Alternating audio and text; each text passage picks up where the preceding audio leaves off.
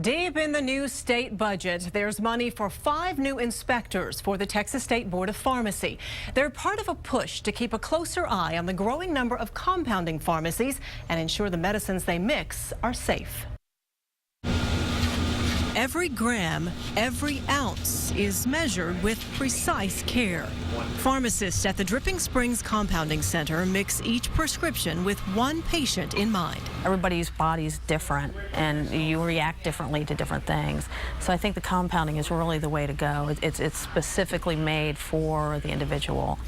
Nancy Nyland turned to compounding when her 14-year-old cat, Buster, got very sick and would not take a pill. I went to the compounding pharmacy here, and they compounded a triple fish liquid that I was able to give him in an eyedropper, and he loved it.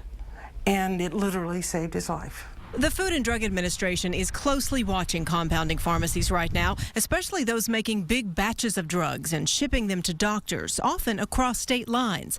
The Texas State Board of Pharmacy will soon inspect compounding centers more frequently with 5 new inspectors. They have 7 now. The scrutiny brought on last fall after a compounding center in Massachusetts sent thousands of contaminated doses of pain injections to about 24 states, and more than 50 Americans died from fungal meningitis. These types of preparations are extremely critical because they're injected into the patient's bloodstream. So any kind of mishap can be fatal. The Board of Pharmacy hopes to hire the new inspectors early next year, adding another layer to the effort to keep Texas families safe. Again, the Dripping Springs Pharmacy only fills individual prescriptions and is not one the FDA is targeting now.